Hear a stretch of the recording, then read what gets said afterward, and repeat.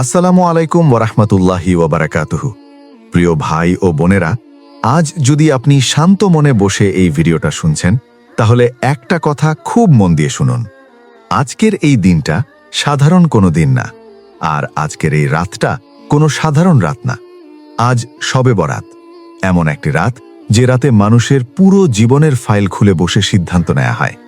কে বেঁচে থাকবে, কে আর নতুন সকাল দেখবে না, কে আজ সুস্থ ঘুমাবে, আর কে আগামী বছরে অসুস্থতার বিছানায় পড়ে যাবে, কে অভাব থেকে বেরিয়ে আসবে, আর কে হঠাৎ করেই নিঃস্ব হয়ে যাবে।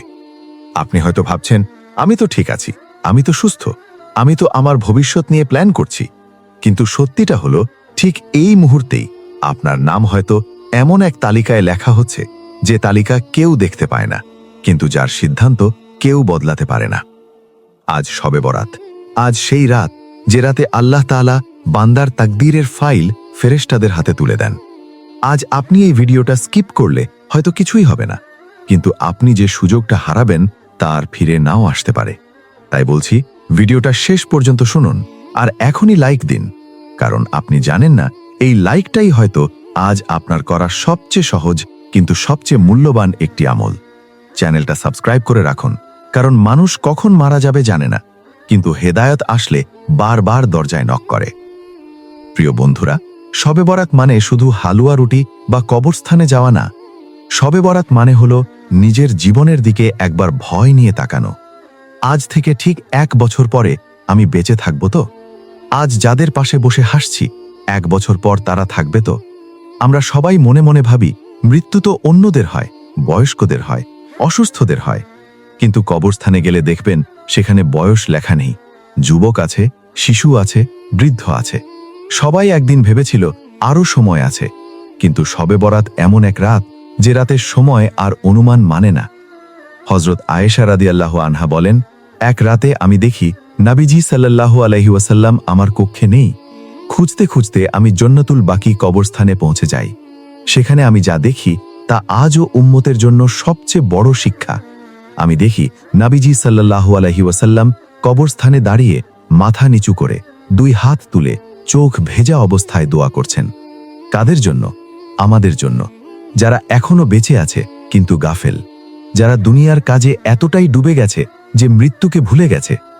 নবীজি সাল্লাল্লাহু আলাইহি ওয়াসাল্লাম বললেন, আজ রাত হলো মধ্য শাবানের রাত। এই রাতে আল্লাহ তাআলা অগণিত মানুষকে ক্ষমা করে দেন, কিন্তু সবাইকে না। এখানেই আসে ভয়ের কথা।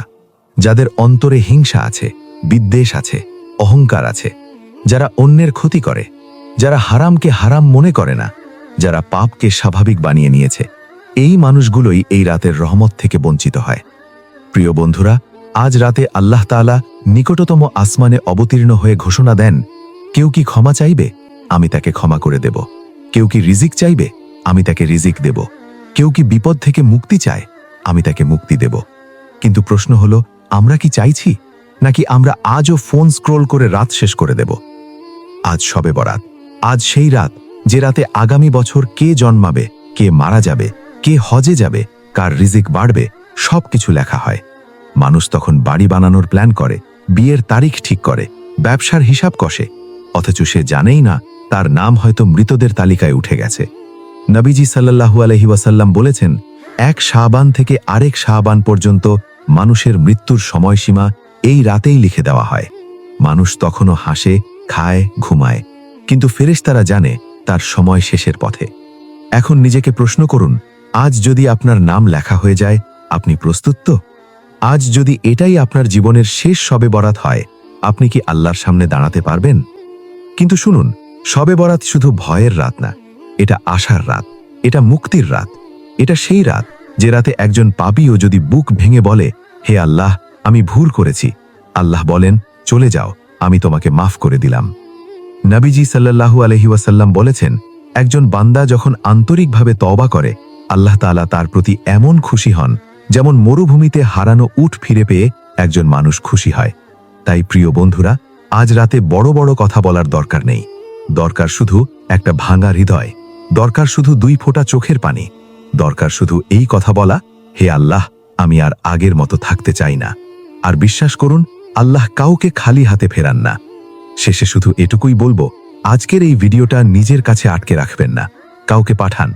হয়তো আপনার শেয়ার করা ভিডিওটাই কারো জীবনের শেষ সুযোগ হবে। কমেন্টে শুধু লিখুন শবে বরাত। আল্লাহ যেন আমাদের সবাইকে এই রাতের ক্ষমা ও মুক্তির তালিকায় অন্তর্ভুক্ত করেন। আমিন।